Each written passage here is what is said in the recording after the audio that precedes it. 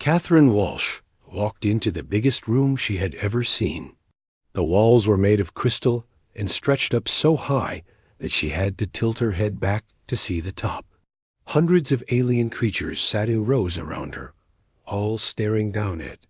The small human woman in the center dot, she wore a simple gray suit, the kind that diplomats from Earth always wore to important meetings. Next to all the colorful robes and strange armor of the aliens, she looked very plain. But Catherine did not feel scared. She had a job to do. Across from her stood the largest alien in the room. General Vorthik was almost 10 feet tall and covered in thick, dark scales. His forearms were bigger than Catherine's entire body. Scars covered his face and arms, marks from battles he had won over many years. His 6 red eyes looked at Catherine like she was something small and weak. The general spoke in a voice that sounded like rocks grinding together. "The humans have done something that cannot be forgiven," he said to the room full of aliens. "They fought back against the hegemony. They captured my best warriors. No one has ever done this before." Catherine listened as he told his story. 3 months ago, human settlers on a planet called New Dakota had fought off an attack by Vorthik's army. The humans had not only won the battle, but they had also taken some of the alien soldiers prisoner. This had never happened before in 200 years. The other aliens in the room seemed nervous. Some were shaped like giant snakes with arms. Others looked like they were made of light. Some had hard shells like insects. All of them had heard stories about how strong and dangerous the hegemony was. No one had ever beaten them in a fight. "These humans are too dangerous to live freely," Vorthik continued. "They have weapons they should not have. They fight in ways that are not right. The galaxy will not be safe until they are under our control." Catherine waited for her turn to speak. She had studied the rules of this place for months. She knew that every word she said here would decide what happened to all the humans in the galaxy. Billions of people were counting on her to make the right choice. An old alien with crystal skin held up a glowing staff. This was Chancellor Zorix, the leader of the Galactic Council. He had been alive for over 1,000 years and had seen many wars. "Ambassador Walsh," he said, "you may now speak for your people." Catherine stepped forward. Her voice was calm and clear. The humans of New Dakota were attacked without warning.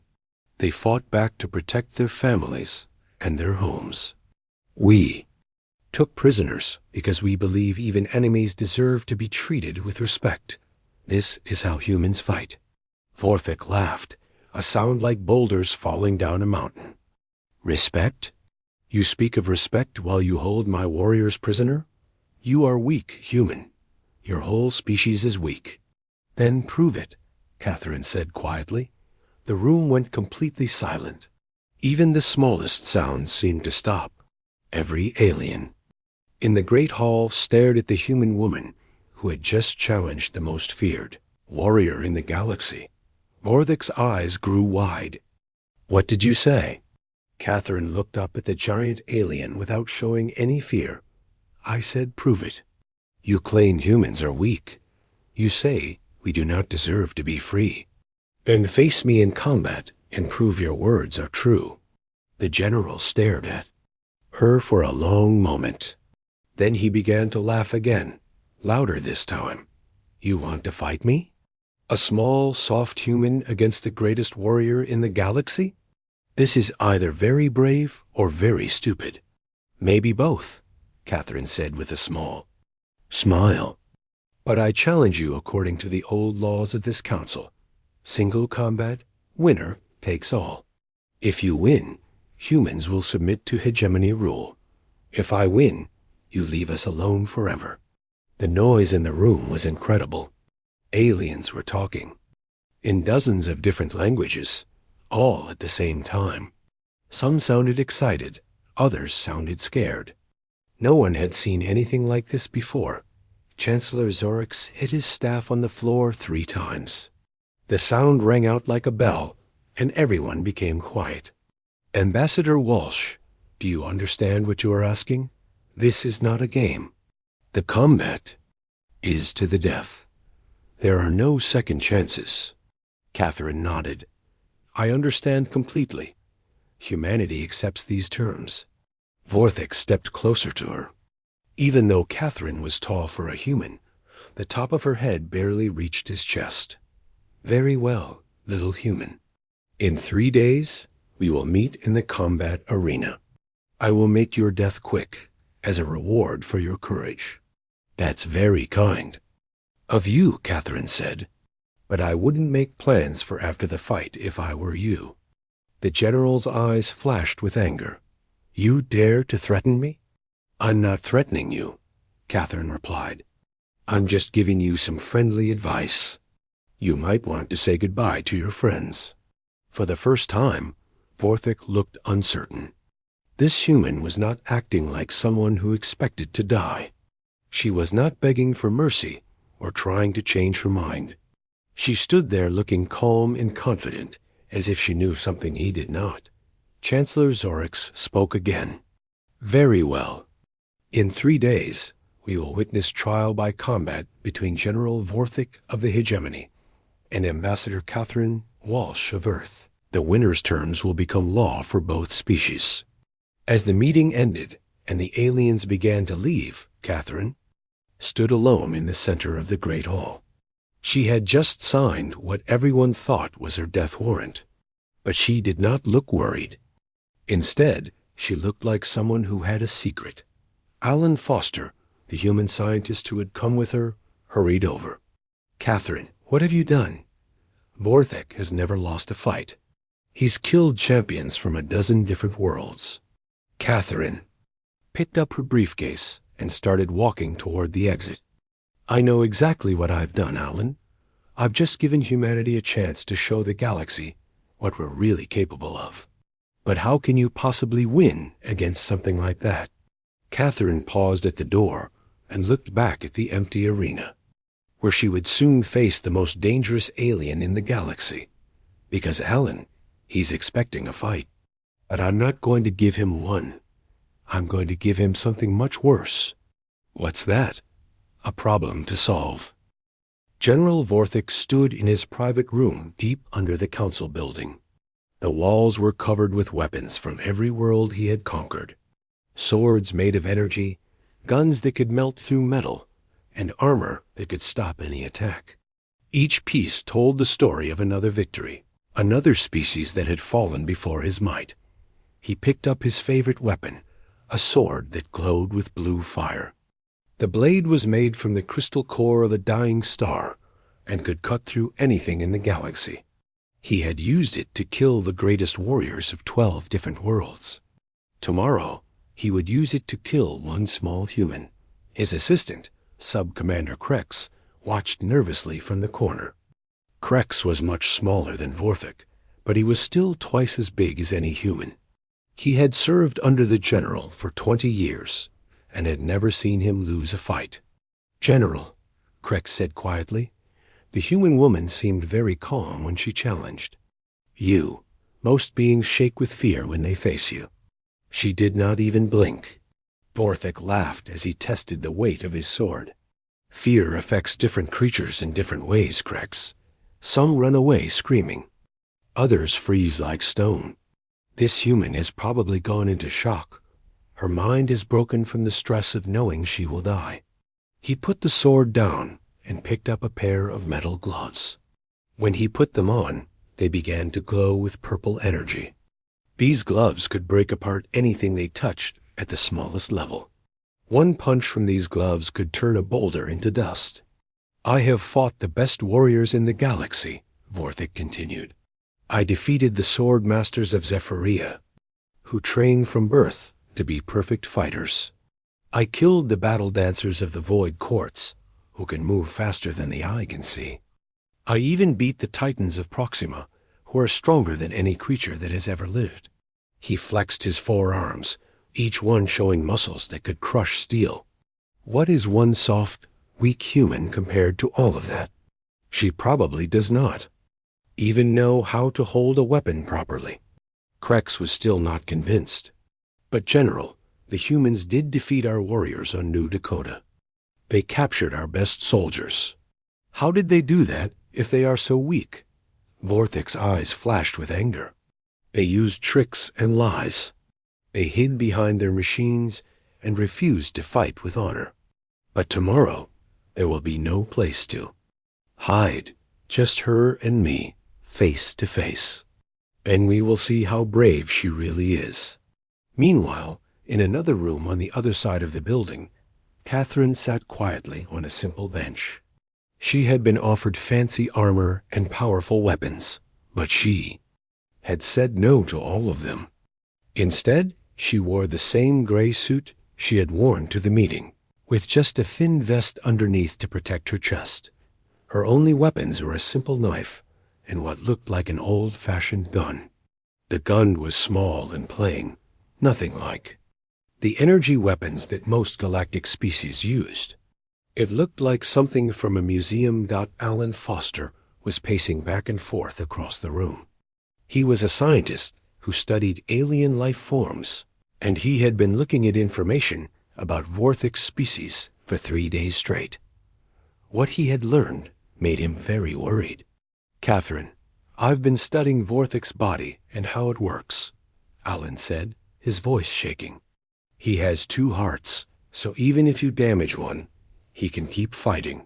His bones are twice as thick as human bones. His skin is like natural armor, and his reflexes are 3 times faster than ours. Catherine did not look up from her quiet thinking. I know, Alan. I read your report. Then you know this is impossible. He's bigger, stronger, faster, and tougher than you. His reach is twice as long as yours. One hit from those arms, and you'll be dead. Catherine stood up and walked to the window. Outside, she could see the arena where the fight would happen. It was a large circle surrounded by energy barriers that would keep the fight contained.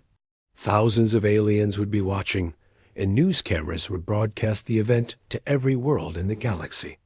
Alan, do you know why the hegemony has ruled the galaxy for 200 years? She asked. Alan stopped pacing. Because they're stronger than everyone else? No, because they're scarier than everyone else. Fear is their real weapon. Every species in the galaxy is afraid to fight them because they think they can't win. She turned around to face him. But fear only works if you let it. And I'm not afraid of Vorthic. But Catherine, you're not a soldier. You're a diplomat. You solve problems with words, not weapons. How can you possibly fight the greatest warrior in the galaxy? Catherine smiled for the first time in days. That's exactly right, Alan. I am. A diplomat. I solve problems. And right now, General Vorthic is a problem that needs solving. She picked up her old gun and checked to make sure it was loaded. Vorthic thinks this is going to be a contest of strength and speed. He's probably right that he's stronger and faster than me. But this isn't going to be that kind of fight. Alan looked confused. What do you mean? Every species in the galaxy fights the same way. They try to build bigger weapons, stronger armor, faster ships. They think the answer to every problem is more power. But humans learned something different a long time ago. Catherine walked over to a picture on the wall. It showed the first human explorers who had left Earth to find new worlds among the stars. When humans first went into space, we were not the strongest or the fastest. We did not have the best weapons or the toughest armor, but we had something else. What? We had the willingness to fight dirty. Alan stared at her. What do you mean? Catherine sat back down on the bench. I mean that when humans fight, we don't try to be fair. We don't try to be honorable. We try to win.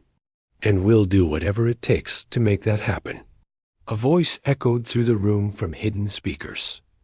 Attention, combatants. The trial by combat will begin in 1 hour. Please prepare for the arena. Catherine stood up and straightened her suit jacket. Alan, I need you to record everything that happens tomorrow. Every detail, every moment. The galaxy is about to learn something new about humanity. What are they going to learn? Catherine checked her knife one more time and put it back in its holder. They're going to learn that humans don't fight to prove how strong we are. We fight to solve problems. And the biggest problem in this galaxy is that everyone thinks the hegemony can't be beaten. She walked toward the door that led to the arena. Tomorrow, I'm going to solve that problem permanently. Alan watched her go, still not understanding how she could be so calm. Catherine, wait. How can you be so sure you'll win? She paused at the door and looked back at him. Because, Alan, Vorthik is expecting to fight a warrior. But I'm not a warrior. I'm something much more dangerous. What's that? I'm a human with a plan.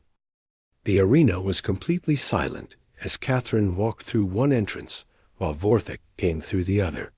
The fighting area was a large circle made of smooth metal, surrounded by invisible energy walls that would keep the fight contained. Above them, thousands of aliens sat in rows that went up so high they disappeared into shadows. Catherine looked tiny as she walked to the center of the circle. Her simple gray suit seemed out of place in the grand arena. She carried her small gun in one hand and kept her knife hidden at her side. She looked calm, like someone going to a normal meeting instead of a fight to the death. Vorthik moved like a giant predator stalking its prey. His forearms swung at his sides as he walked, each one bigger than Catherine's entire body. His energy sword was not lit yet, but everyone knew how deadly it would be once the fight started. His metal gloves caught the light from the arena ceiling. Every camera in the galaxy was focused on this moment. News reporters were speaking in dozens of languages, telling billions of viewers that they were about to witness the end of humanity's rebellion against the hegemony. Chancellor Zorix stood in his special viewing area, holding his crystal staff. His ancient voice echoed through the arena. By the old laws of the Galactic Council, this combat will decide the fate of two species. The fight is to the death. No mercy will be given or asked for. Let the trial begin. The moment the words left his mouth, Vorthik charged forward like a bull. He moved much faster than something so big should have been able to move. His energy sword burst into blue flames as he raised it high above his head, ready to cut the human in half with one powerful swing. Catherine did not move. She stood perfectly, still as the massive alien warrior rushed toward her. The crowd gasped, thinking she was frozen with fear. Vorthik's sword came down in a deadly arc that would have split her in two at the very last second. Catherine stepped to the side. The sword missed her by inches and struck the metal floor with a shower of sparks. Before Vorthik could recover, Catherine raised her gun and fired. The sound was strange in the arena. Instead of the high-pitched whine of an energy weapon, it was a sharp crack that echoed off the walls. Something small and fast hit Vorthik's sword arm, and the weapon flew out of his grip. Vorthik stumbled backward, looking at his arm in shock. There was a small hole in his scales, smoking slightly. Blood ran down his arm, but the wound was tiny compared to his massive size. Impossible, Vorthik roared. What kind of weapon is that? It barely scratched me. Catherine held up her gun, so everyone could see it. It's called a firearm, General. Humans have been using them for over 1,000 years. The crowd began to murmur in confusion. Most aliens had never seen a weapon like this. The gun was simple and mechanical, nothing like the advanced energy weapons that most species used. Vorthik's 6 eyes went wide. You used a projectile weapon? Those are forbidden by the Council's weapon treaties. Not in trial by combat, Catherine said calmly. The old laws say that any weapon that was available to a species when they joined the Council can be used. Humans have had guns for much longer than we've had space travel. The reaction in the viewing areas was immediate. Aliens began talking, excitedly in their own languages. Translators worked frantically, to keep up with all the different conversations happening at once. The truth was sinking in. The hegemony had spent 2 centuries developing armor and shields that could stop energy. Weapons. Their scales could resist heat and electricity. Their technology was designed to defend against plasma bolts and laser beams. But none of it had been made to stop a simple metal bullet. Vorthik activated his energy gloves and charged again. This time he kept his body low and moved in a zigzag pattern, trying to make himself harder to hit. Catherine fired twice more, each bullet finding its target, but not doing enough damage to stop him. Not as the general got closer. He swung one massive fist toward Catherine's head. She ducked under the blow and pulled out her knife, slashing across his wrist as she moved. The blade found a gap between his armor plates, and more alien blood splattered on the arena floor. Vorthik stumbled backward, holding his injured wrist. "You fight without honor," he shouted.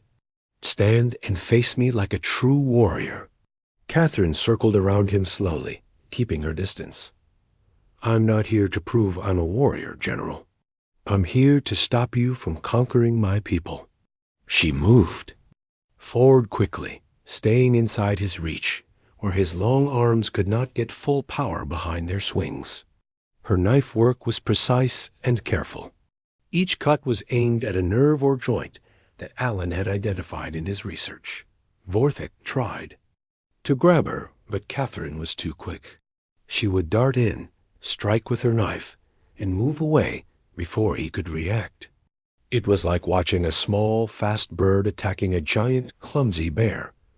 The watching aliens had never seen anything like this. They had expected to see a brutal execution. That would be over in seconds. Instead, they were watching a completely different kind of fight. Catherine was not trying to overpower her opponent. She was not trying to match his strength or speed. Instead, she was using his own size and power against him. Every time he swung too hard, she would dodge and strike while he was off balance. This is not how combat works. Vorthik roared in frustration. "You are supposed to face me with honor." "Honor doesn't keep my people alive," Catherine replied. She fired her gun again, this time aiming for his knee. The bullet hit exactly where she wanted it to, and Vorthik's leg buckled in. The viewing areas, the other alien leaders were beginning to understand what they were seeing. The reptilian Sarith were taking notes with their clawed hands. The insect-like Keks were clicking their mandibles in what their translators called deep respect for tactical thinking. Chancellor Zorix leaned forward in his seat. For the first time in decades, emotion showed on his ancient face. "Remarkable," he whispered to his aide. "She is not fighting him at all. She is solving him like a puzzle." On the arena floor, Vorthik was starting to realize the same thing. Every advantage he had, his size, his strength, his reach, his armor, was being turned against him. Catherine struck his weak points, stayed out of his reach, and refused to fight the way he expected. "What are you?" Vorthik gasped. He was breathing hard now, and blood loss was making him dizzy. Catherine paused in her movements. "I'm a diplomat, General. My job is to solve problems through talking and understanding. But when someone threatens my people, I solve that problem too." She raised her gun again. "The difference is, I don't have to be the strongest person in the room to win. I just have to be smarter." Vorthik looked around the arena. His sword was on the ground, too far away to reach. His energy gloves were damaged from his wild swings. Blood was running from a dozen small cuts that Catherine had made. For the first time in his life, he was losing a fight. "This is impossible," he said quietly. "I am the greatest warrior in the galaxy. I have conquered 47 worlds. I have never been defeated." Catherine nodded. "That's true. But you've never fought a human before. And humans don't fight to prove how strong we are. We fight to solve problems." She moved closer, her knife ready. "Right now, you're a problem. And I'm about to solve you. Vorthik made one last desperate attempt to win. He gathered all his remaining strength and launched himself at Catherine with everything he had left. His forearms spread wide, trying to catch her in a bear hug that would crush her bones. Catherine waited until the last possible moment, then dropped to the ground and rolled between his legs. As he stumbled past her, she rose up behind him and pressed her knife to a specific spot at the base of his skull. "It's over, General," she said quietly. Vorthik tried to move, but found that he could not. Catherine's knife was touching a nerve cluster that controlled his entire body. One small push would paralyze him forever. The arena fell completely silent. Everyone watched as the greatest warrior in the galaxy stood helpless, defeated by a human diplomat who barely reached his chest. Catherine looked up at the thousands of watching aliens. "I claim victory by the ancient laws. A trial by combat is finished." A silence stretched on for what felt like hours. Then, slowly, the aliens began to understand what they had just witnessed. The hegemony could be beaten. The most feared warrior in the galaxy had been defeated by superior tactics and careful planning. And most importantly, they had learned something new about humans. They were not just another species to be conquered. They were something far more dangerous than anyone had imagined. The news of Catherine's victory spread across the galaxy faster than light itself. Within hours, every major news network was broadcasting the same impossible story. A human diplomat had defeated the greatest warrior in galactic history. In the council chambers, emergency meetings were being held on dozens of worlds. Species that had been under hegemony rule for centuries were suddenly asking dangerous questions. If one human could beat General Vorthik, what else might be possible? Catherine stood in the medical bay, watching as alien doctors worked to save Vorthik's life. The knife wound she had given him was precise and clean, designed to paralyze without killing. The general was conscious, but unable to move, his 6 eyes staring at the ceiling in shock. "Why?" Vorthik asked weakly when he saw Catherine approach his bed. "Why did you not kill me? In combat, the winner takes everything. You had the right to end my life." Catherine pulled up a chair and sat down beside him. "Because killing you wouldn't solve the real problem, General. The problem isn't you. It's the system that made you think you could conquer and enslave entire species." She looked at the monitors showing his vital signs. "Besides, I'm a diplomat. My job is to find solutions that work for everyone." Vorthik tried to understand. "But I threatened your people. I would have enslaved your entire species if I had won." "Yes, you would have, but now you can't. And more importantly, everyone in the galaxy knows you can't. The fear that kept the hegemony in power is broken now." Through the medical bay's windows, they could see crowds of aliens gathering in the streets. Outside the council building, some were celebrating, others were arguing, and many just stood in shocked silence. Alan Foster rushed into the room, carrying a tablet computer filled with incoming messages. "Catherine, you need to see this. 3 separate hegemony client states have declared independence in the last 4 hours. The warrior caste of Zephyria is asking for a meeting with you, and the Titans of Proxima want to know if humans would be interested in forming an alliance." Catherine looked at the list of messages. Each one represented a world that had been afraid to stand up to the hegemony for decades or centuries. Now, seeing that Vorthik could be defeated, they were finding their courage. "There's more," Alan continued. "The hegemony high command is in complete chaos. Without Vorthik's reputation to back them up, their threats don't carry the same weight. Half their military commanders are demanding to know how you beat him." Catherine smiled. "I'm sure they are. Their entire way of thinking is based on being the strongest and most frightening force in the galaxy. They don't know how to handle being outsmarted. Chancellor Zorix entered the medical bay, his ancient crystal staff clicking on the floor. Ambassador Walsh, the council is in emergency session. We need to discuss what happens next. Catherine stood up. Of course, Chancellor. But first, I want to make something clear to everyone. She gestured toward Vorthik on the medical bed. The general here made a mistake that many powerful beings make. He assumed that because he was stronger and more experienced, he would automatically win. But strength and experience don't matter if you're fighting the wrong kind of battle. She walked to the window and looked out at the crowds below. A hegemony has ruled through fear for 2 centuries. They convinced everyone that resistance was impossible. But fear is just an emotion, and emotions can be changed. Zorix nodded slowly.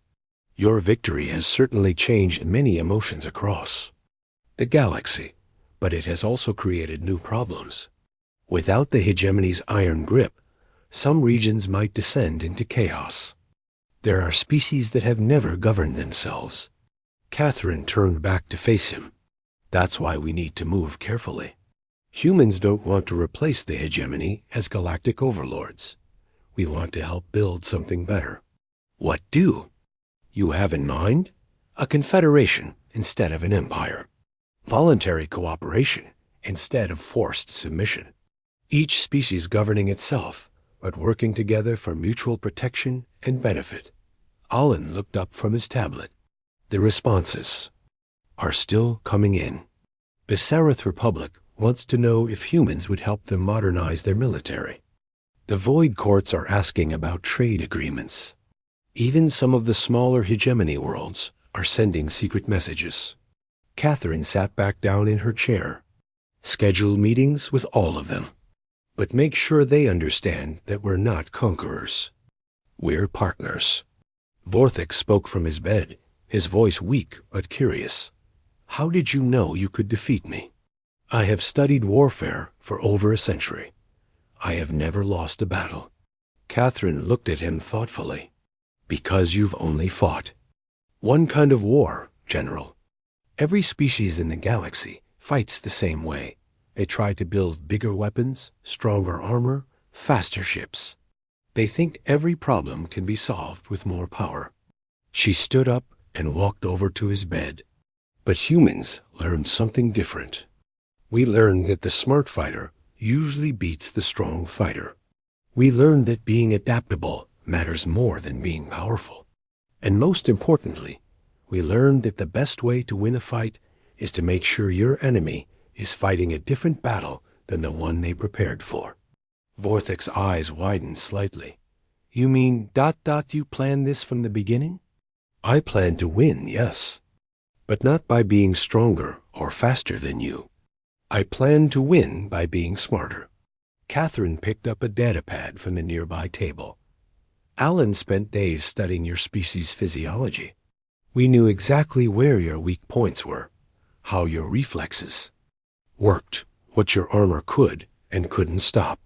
We prepared for every advantage you had. She showed him the datapad, which contained detailed diagrams of his species' anatomy. Your people have been winning fights for so long that you forgot other species might study you the same way you study them. You became predictable.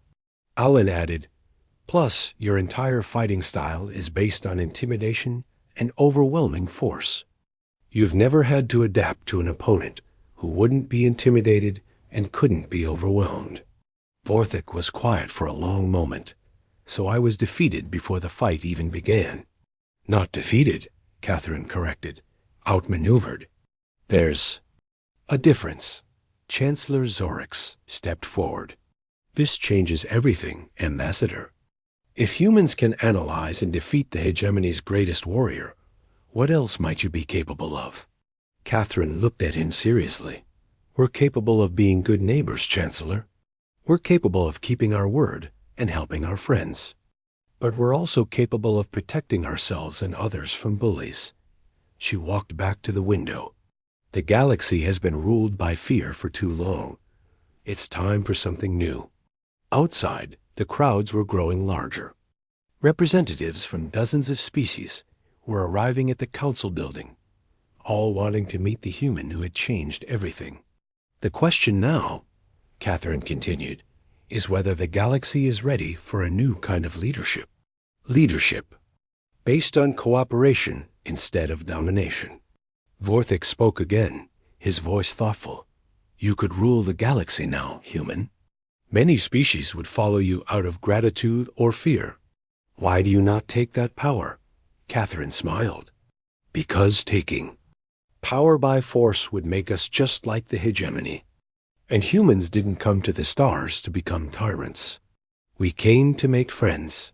She turned to face all of them. The galaxy is about to change, and humans are going to help that change happen.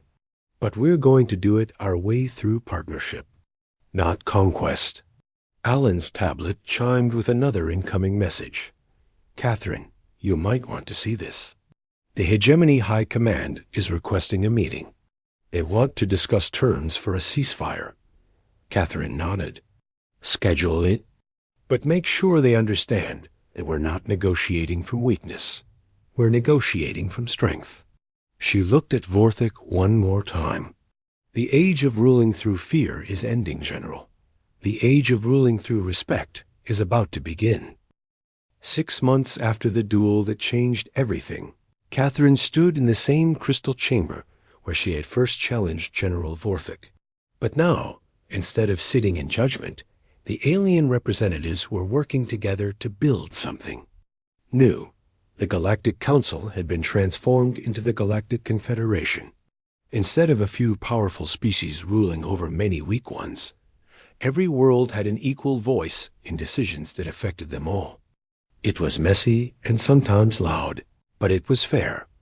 Catherine wore her new uniform as Secretary General of the Confederation. It was still simple and practical, but now it carried the symbols of dozens of different species. She had been elected to the position by a vote of all member worlds, something that would have been impossible under the old system. The meeting will now come to order, she announced to the chamber. Today we're discussing the application for membership from the Hegemony Remnant worlds. The reaction was immediate. Some species cheered, others grumbled, and a few made sounds that the translators couldn't identify. The idea of accepting former hegemony worlds into the Confederation was controversial, but Catherine believed it was necessary. General Vorthik entered the chamber, moving slowly with the help of a walking device. The nerve damage from Catherine's knife had healed, but he would never be the same warrior he had been. He wore simple clothes now, without the armor and weapons that had once made him feared across the galaxy. The former General Vorthik will now address the Confederation, Catherine announced. Vorthik made his way to the center of the chamber, the same spot where he had once demanded humanity's surrender. Now he looked smaller and older, but there was something in his eyes that hadn't been there before. Wisdom. Members of the Confederation, he began, his voice no longer carrying the arrogance it once had.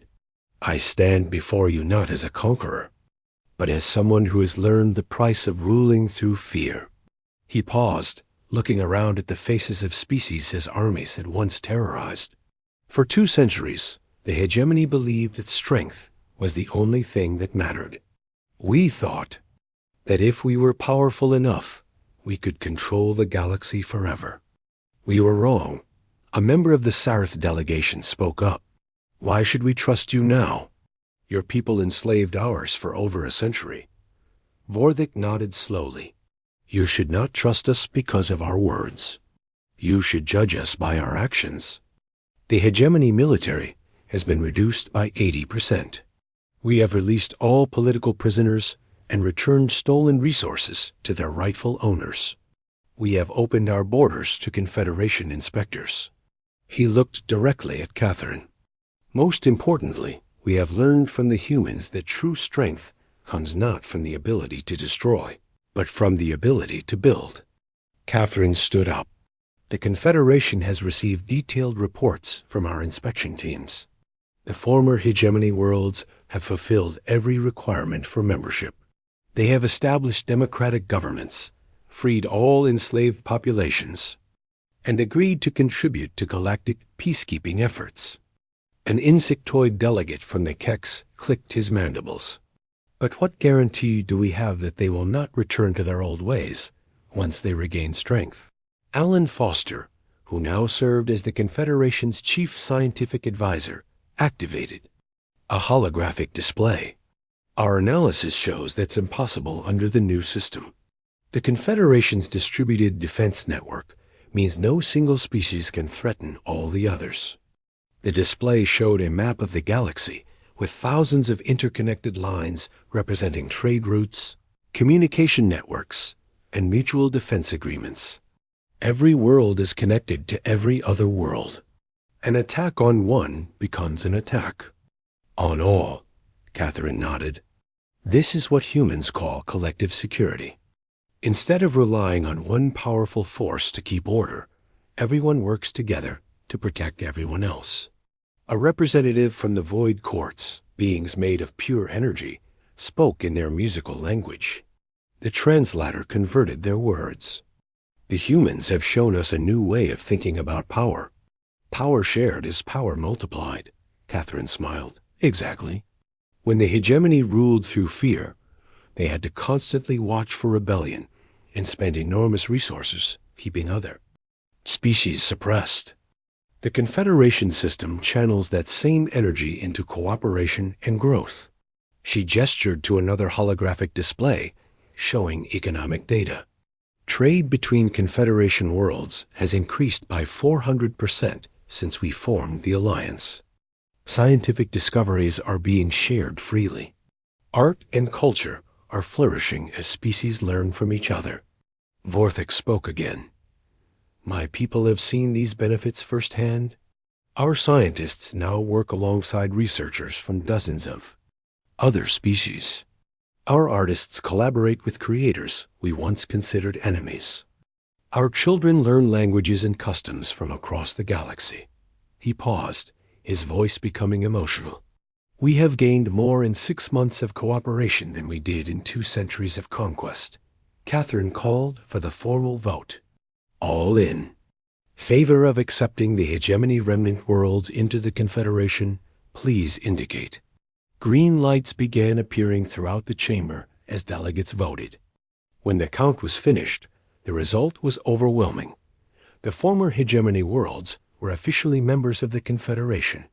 After the session ended, Catherine found herself alone with Vorthik in the same medical bay where he had recovered from their duel. He was looking at a picture on the wall showing children from different species playing together on a Confederation world. I have been thinking about our fight, Vorthik said quietly. You could have killed me easily once you had me paralyzed. Why did you choose mercy? Catherine sat down beside him. Because I realized that killing you wouldn't solve the real problem. The problem wasn't General Vorthik the individual.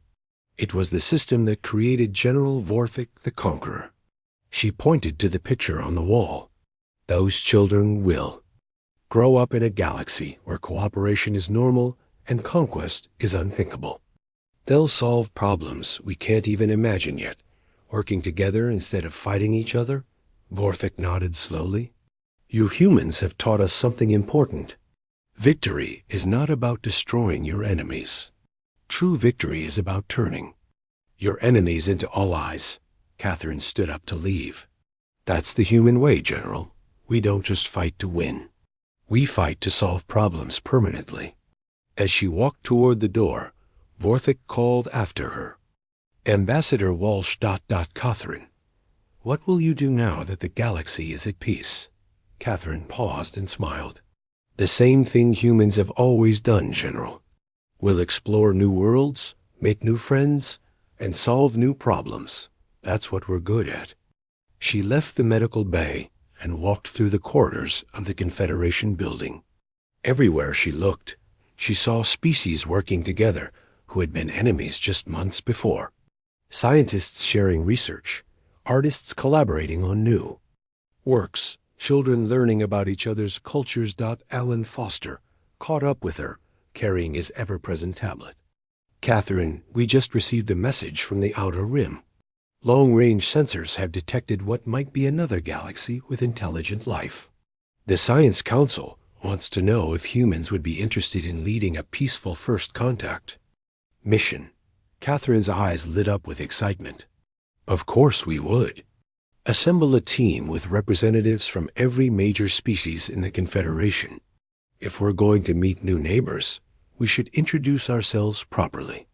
As they walked together toward the communications center, Alan asked, "Do you think they'll be hostile?" Catherine shrugged. "Maybe, but if they are, we'll deal with that problem the same way we deal with all problems. Together." She looked out through the building's crystal walls at the busy spaceport beyond, where ships from hundreds of worlds came and went in peaceful commerce. The galaxy used to be ruled by whoever had the biggest weapons and the most fear. Now it's guided by whoever has the best ideas and the most friends. They reached the communications center, where teams of beings from dozens of species were already working on plans for the new contact mission. Catherine watched them for a moment, then smiled. "Alan, do you know what the best part about being human is?" "What's that?" "We never run out of new problems to solve." Outside the building, children from a dozen different species played in the Audi gardens, their laughter echoing off the crystal walls. Above them, ships from every corner of the galaxy came and went in peaceful business, carrying not weapons of war, but tools of cooperation. The galaxy had learned that humans were indeed dangerous, but not in the way anyone had expected. They were dangerous to tyrants and bullies, dangerous to those who ruled through fear and oppression. But to those who chose cooperation over conquest, humans were the best friends anyone could ask for. And in the years that followed, as the Confederation grew to include species from other galaxies and other dimensions, the story of the Diplomat who defeated the greatest warrior would be told and retold. It became a reminder that true strength comes not from the ability to destroy, but from the wisdom to build. The galaxy had finally learned what it meant to be human, to never give up, to always adapt, and to turn every enemy into a friend. Was a lesson that would echo through the stars for generations to come.